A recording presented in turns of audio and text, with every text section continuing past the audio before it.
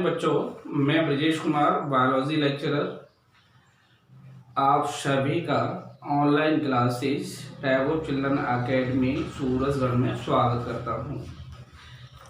बच्चों, इससे पहले वीडियो लेक्चर में मैंने आपको ये लेसन स्टार्ट किया था प्लांट किंगडम, और उसमें सबसे पहले आपको बताया गया था वर्गीकरण के बारे में, और फिर मैंने बताया था उसमें बेसिस ऑफ क्लासिफिकेशन। हम जो वर्गीकरण करते हैं उसका आधार क्या होता है। बेसिस ऑफ क्लासिफिकेशन को कह रहे होते हैं वर्गीकरण का आधार, जिसमें मैंने आपको पहले वाले वीडियो में पहला पॉइंट बताया था वर्गीकरण के आधार में कोशिकीय स्तर के आधार पर, जिसमें मैंने दो तरह के आपको जगत बता दिए थे, उपजगत। एक नाम दिया था प्रोटोजोआ, दूसरा दिया था मेटाजोआ। इसके पश्चात शरीर संगठन के स्तर के आधार पर, और उन्हें चार भागों में बांट के बताया था, जिसमें पहला बताया गया था जीव द्रव्य स्तर पर, दूसरा बताया गया था कोशिकीय स्तर पर, और तीसरा बताया गया था ऊतकीय स्तर पर, और चौथा उसमें मैंने बताया था अंग और अंग तंत्र स्तर पर। ठीक है। इसके बाद तीसरा जो उसमें हमने पॉइंट लिया था या बिंदु लिया था, उसको हमने नाम दिया था सिमेट्री, सममिति, जिसमें मैंने तीन प्रकार की सममिति बताई थी। ई सिमेट्री, जो असममित होते हैं, अर्थात ऐसे जीवों का, जंतुओं का समूह जिसे किसी भी अक्ष से तल से काटने पर दो बराबर भागों में नहीं बांटा जा सकता। उदाहरण में मैंने स्पंज और अमीबा का नाम लिया था। दूसरा बताया था आर्य सममिति, जिसमें मैंने कहा था कि दो प्रकार की सतह होती है। ऐसे जीवों के समूह में जो जंतु है उनका आकार या तो छत्राकार होता है, छाते के आकार का, या तस्तरी के आकार का, या बेल शेप घंटी के आकार का, और उनमें दो सरफेस होती हैं। जिस पर मुख होता है उसको ऑरल सरफेस कहते हैं, मुखीय तल, और जिस पर गुदा होती है उसको एबोरल सरफेस कहते हैं, अपमुखीय तल। और तब मैंने ये कहा था कि अगर हम ऐसे जंतुओं के समूह में पाए जाने वाले जंतु को किसी भी अक्ष से उसके केंद्र वाले भाग से काटें तो वह दो बराबर भागों में बढ़ जाता है। तब इस समिति को हम आर्य सममिति कह देते हैं, जिसमें एग्जाम्पल में मैंने एकाइनोडर्मेटा बताया था, आपको निडेरिया बताया था, और टेनोफोरा बताया था। ठीक है। इसके साथ साथ मैंने वहाँ एक एक्सेप्शन आपको बताया था कि जो स्टारफिश या तारा मछली होती है, इसका जो लार्वा है बाइपिंडेरिया, उस लार्वा में तो दो ही पार सममिति पाई जाती है, लेकिन जो वयस्क स्टारफिश होती है उसमें पंचार्य सममिति होती है, पेंटा रेडिएट। इसलिए इसको पूरे को हम रेडिएटा वर्ग में रख देते हैं। तीसरा द्विपार सममिति। द्विपार समिति में मैंने ये कहा था कि इसमें जो जंतु होते हैं, प्राणी होते हैं, उनके शरीर में तीन सतह होती हैं। एक आदर सतह होती है, ये frontal part of the body होता है। एक पृष्ठ सतह होती है, ये back part of the body होता है। और एक लेटरल सरफेस होती है, ये जो साइड वाली। तो साइड वाली अगर आप देखोगे तो एक तो ये है, और एक इस साइड से, तो दो हो गई। इस लेटरल को हम हिंदी में बोलते हैं पार्श्व। चूंकि दो है इसलिए इसको द्विपार्श्व सममिति कह दिया जाता है, बाइलेटरल सिमेट्री कह देते हैं।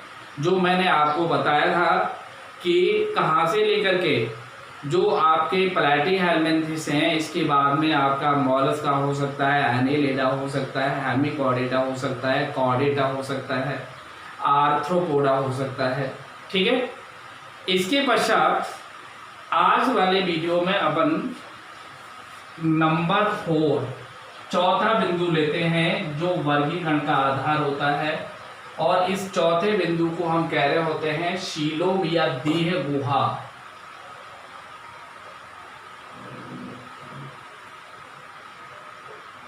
शीलोम या क्या कहा जाता है इसको, देह गुहा।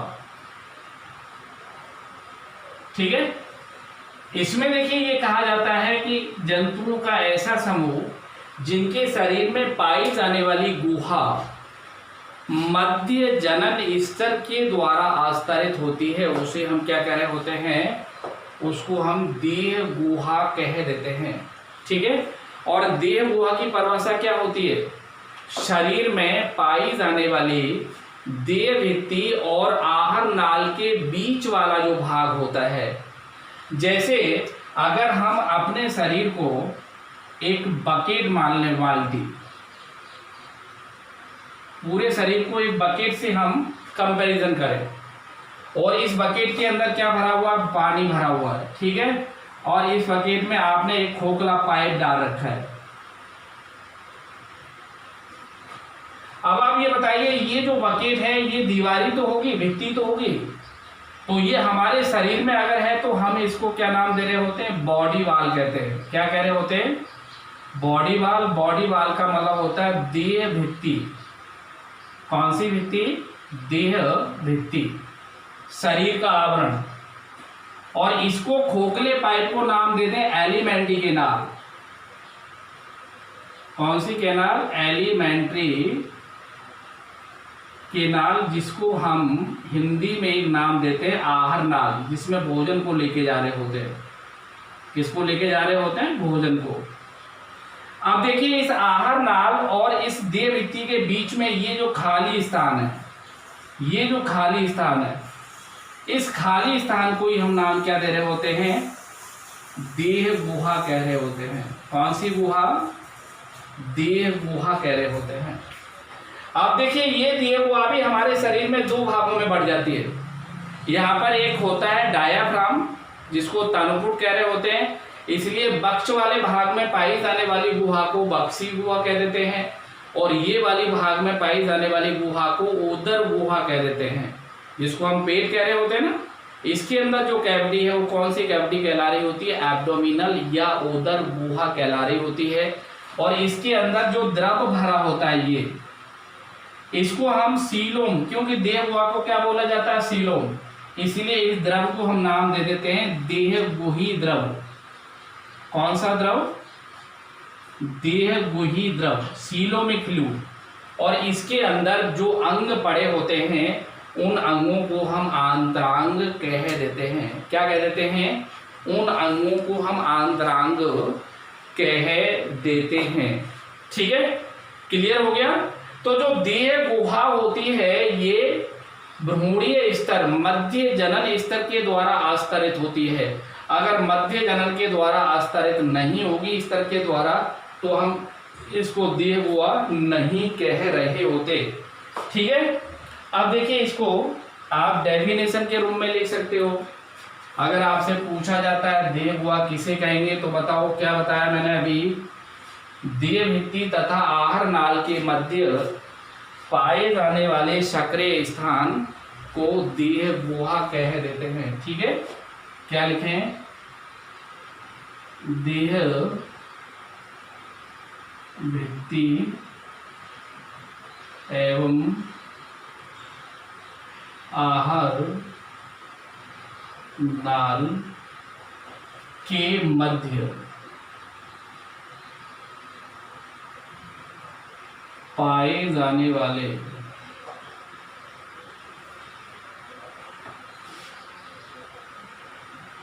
जाने वाले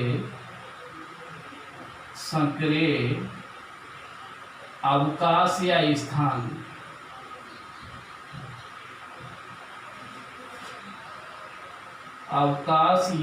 स्थान को देह गुहा कह देते हैं।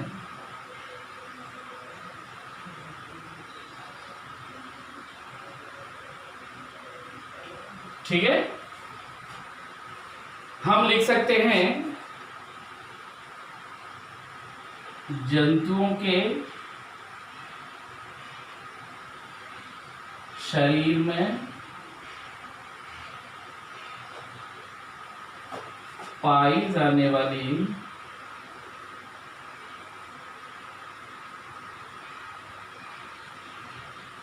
गुहा जो किसे मध्य जनन स्तर, मीजोडर्म, मध्य जनन स्तर से कवर्ड रहती है या आस्तरित रहती है या लेयर्ड रहती है, आस्तरित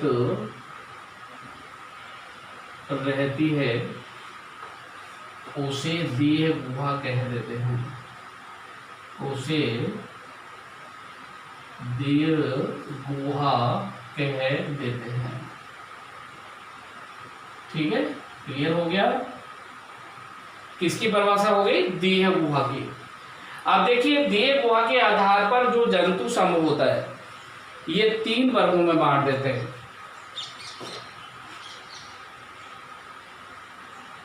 सीलोम,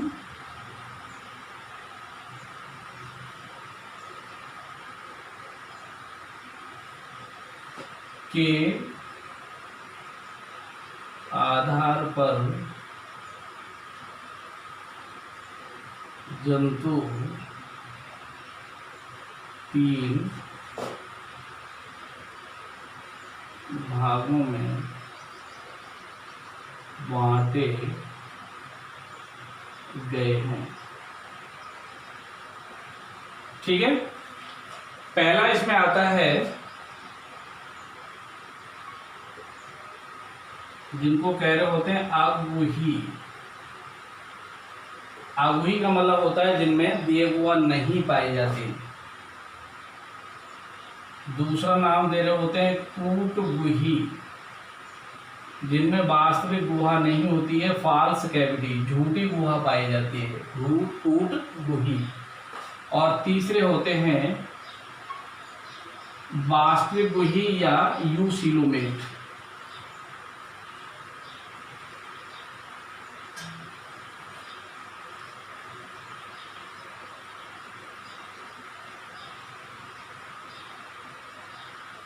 ठीक है, इनको हम कह रहे होते हैं यूसिलोमेट। अब देखिए, इसमें जो पहला नाम दे रखा है जिसे हमने क्या लिखा है? आगुही, इसको हम यहां पर इस तरह से लिख सकते हैं ए सीलोमेट। ए सीलोमेट, जिसको क्या बोल सकते हैं? आगुही।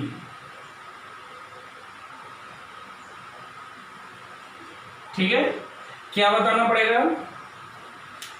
वे जंतु या प्राणी जिनके शरीर में गुहा नहीं पाई जाती है, या वे जंतु या प्राणी जिनमें कोरक गुहा भरी हुई पाई जाती है, ऐसे जंतुओं को हम आगुही कह देते हैं। ठीक है ना? क्या बताएंगे? वे जंतु जिनमें देह गुहा नहीं पाई जाती,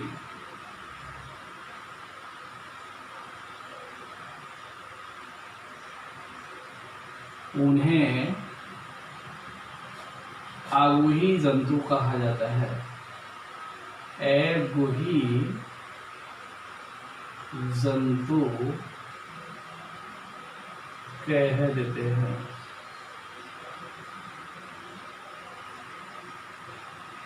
ठीक है, क्या बता देंगे? अगुही जंतु कह देते हैं। उदाहरण में आप लिख सकते हो पॉरीफेरा, दूसरा लिख सकते हो सीलेंटेटा।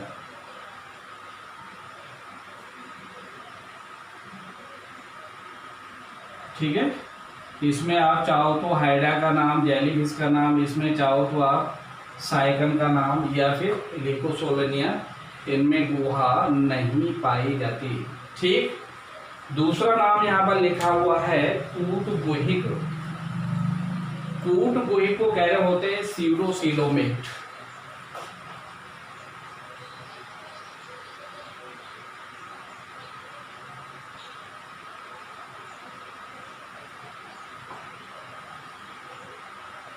इनको कहा जा रहा होता है फूट गुहित या फूट गुही। ठीक है, क्या बताओगे? वे जंतु जिनमें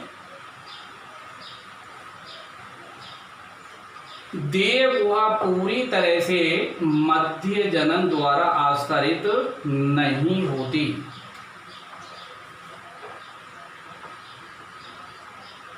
वे जंतु जिनमें देह गुहा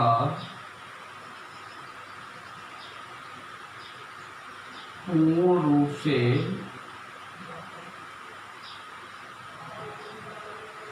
मध्य जनन स्तर द्वारा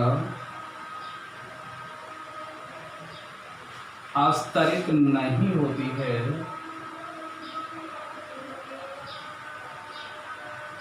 आस्तरित नहीं होती है, उन्हें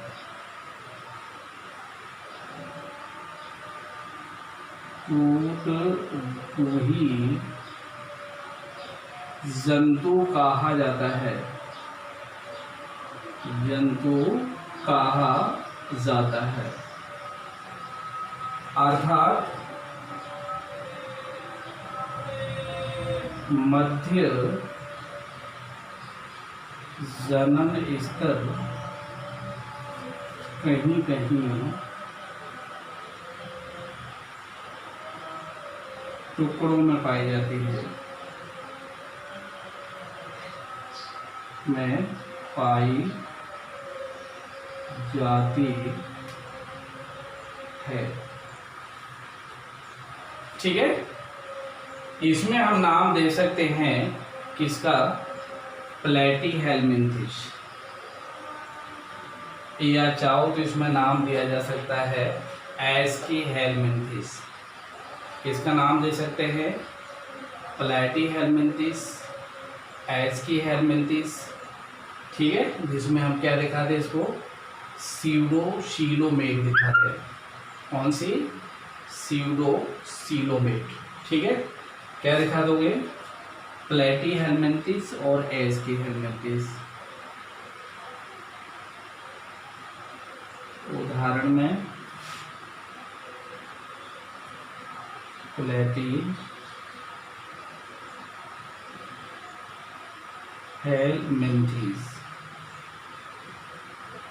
चाहो तो इसको एस्कीहेल्मिन्थिस भी कह सकते हो।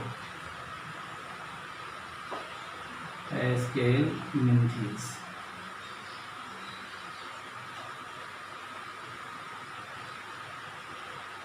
ठीक है, क्या बोला जा सकता है? एस्कीहेल्मिन्थिस। इनमें फूट गुहा पाई जा रही होती है, अर्थात जो गुहा होती है वह पूरी तरह से मेजोडर्म के द्वारा आस्तरित नहीं होती। इसके पश्चात नंबर 3 आता है, जिसको हम कह रहे होते हैं यूशिलोमेट।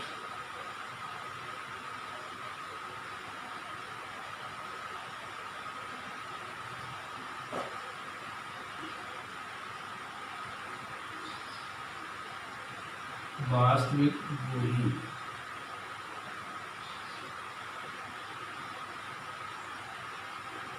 ठीक है ना, क्या बताना पड़ेगा इसमें?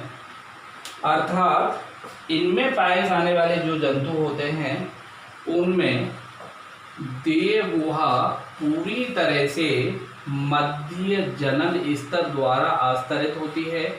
इसी को हम वास्तविक गुहा कह देते हैं। ठीक है, वे जंतु जिनमें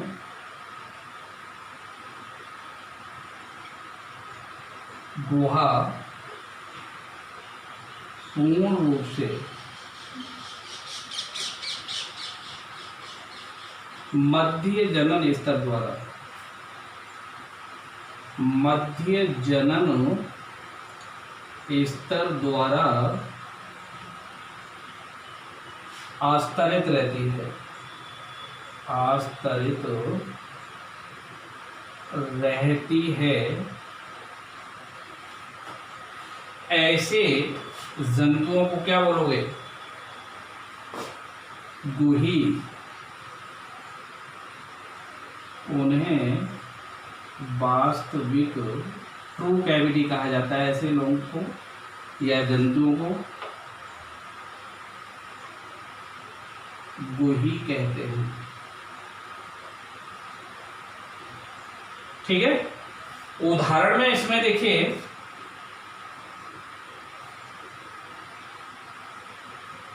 आप एनीलिडा का नाम दे सकते हैं, जिसमें बरसात में आपने देखा होगा गांव में बहुत सारे केंचुए रेंगते हुए नजर आ रहे होते हैं। एनीलिडा के बाद आर्थ्रोपोडा का नाम दिया जा सकता है। ठीक है, इसके बाद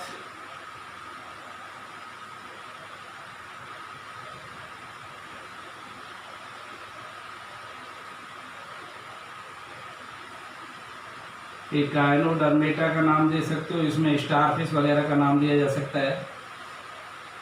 हेमिकॉर्डेटा का नाम दे सकते हो, इसमें बैलेनोग्लोसस,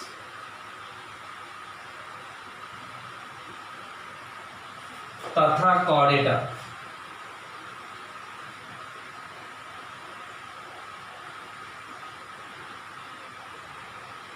ठीक है, कॉर्डेटा में वे सारे एनिमल आते हैं जिनके शरीर में अस्थियों से बना हुआ कंकाल पाया जाता है, वो सभी किस में आते हैं? कॉर्डेटा में, का सिर भी बोले जाते हैं।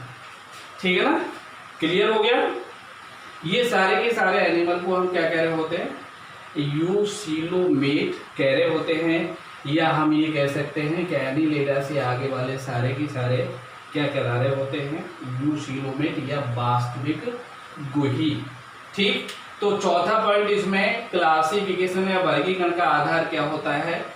देह गुहा या शीलोम होता है। ठीक है, क्या बोलते हैं इसको? देह गुहा या शीलोम। अब देखिए इसके पश्चात नेक्स्ट जो हम यहाँ पर पांचवा पॉइंट लेंगे वो क्या होगा?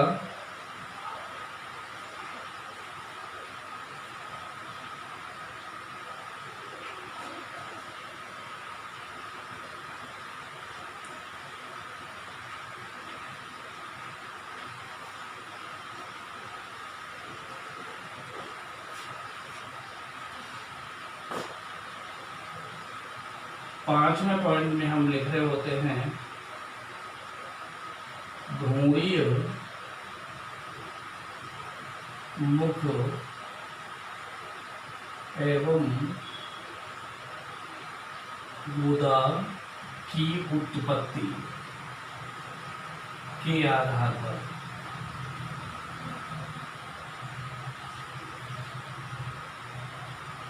ठीक है ना, भ्रूणी विकास के दौरान कुछ जंतुओं में मुख पहले बन जाता है, कुछ में गुदा पहले बनती है, इसलिए इस आधार पर क्या करते हैं? ये दो भागों में बांट देते हैं।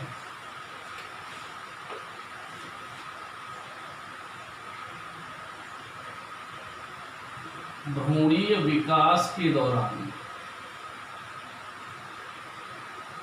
या इसको भ्रूणीय परिवर्तन कह सकते हो,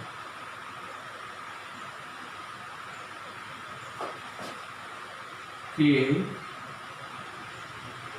दौरान कोरक रंध्र से मुख बनने के आधार पर मुख एवं गुदा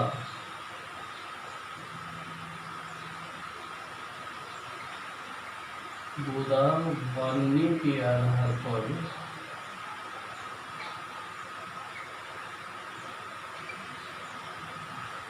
ठीक है क्या करते हैं? दो भागों में बांटा जाता है। आधार पर जंतु समूह को दो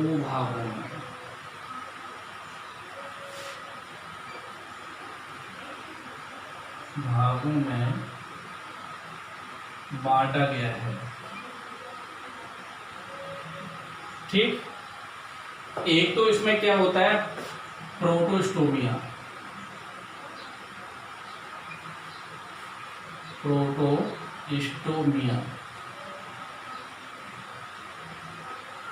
और दूसरा होता है ड्यूटेरोस्टोमिया।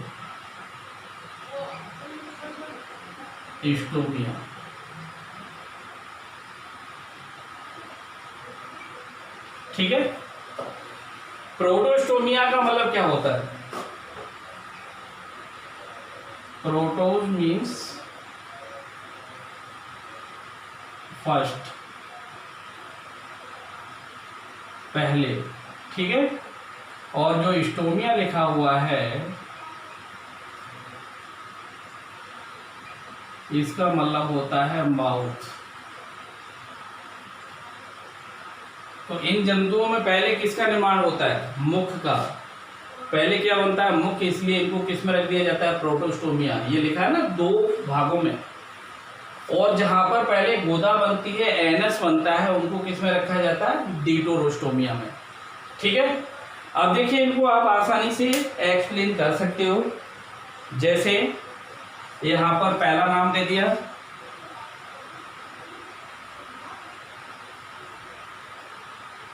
प्रोटोस्टोमिया।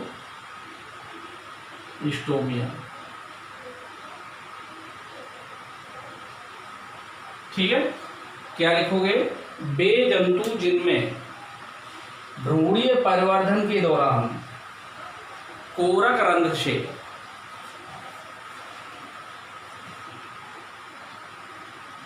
वे जंतु जिनमें भ्रूणीय परिवर्धन के दौरान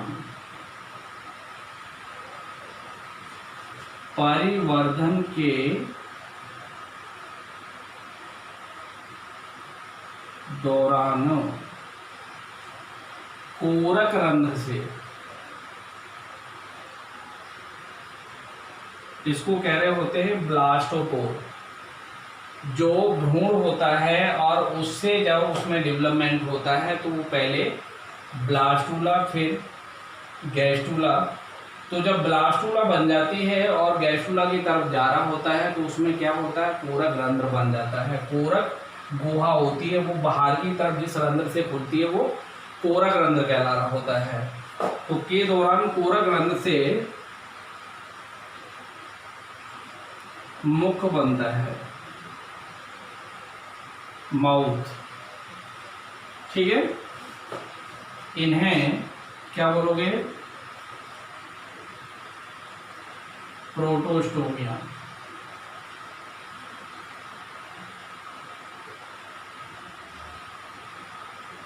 कह देते हैं।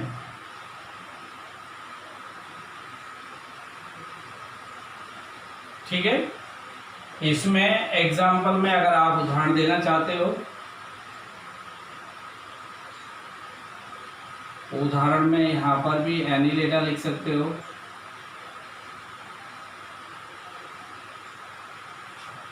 आर्थ्रोपोडा,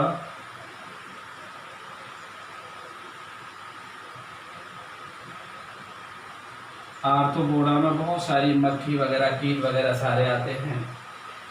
चाहो तो इसके बाद इसमें आप मॉलस्का लिख सकते हो।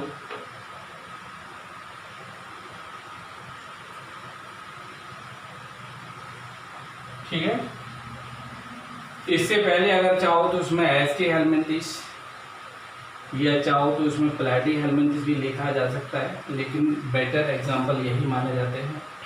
ठीक है, इसके बाद में दूसरा नाम इसमें किसका आता है? डिटोरोस्टोमिया का। किसका? ड्यूटेरोस्टोमिया।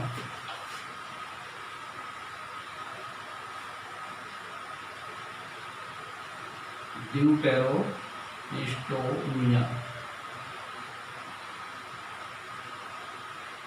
क्या बताना पड़ेगा? वे जंतु जिनमें भ्रूणीय परिवर्धन के दौरान पूरक रंध्र से किसका निर्माण होता है? गुदा का।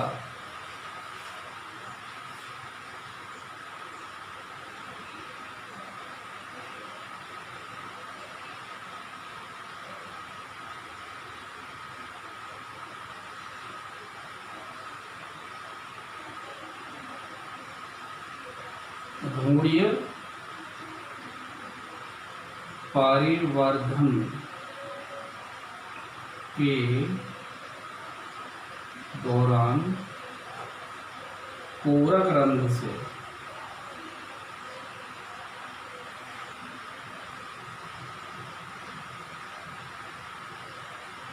गुदा का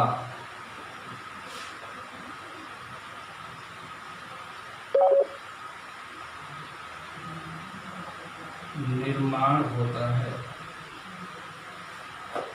उन्हें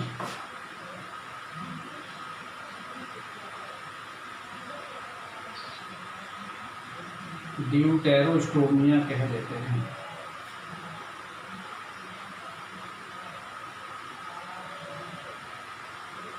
क्या कहते हैं? ड्यूटेरोस्टोमिया। ठीक है। और इसमें आपको एग्जाम्पल देना है, तो इसमें उदाहरण में आप लिख सकते हैं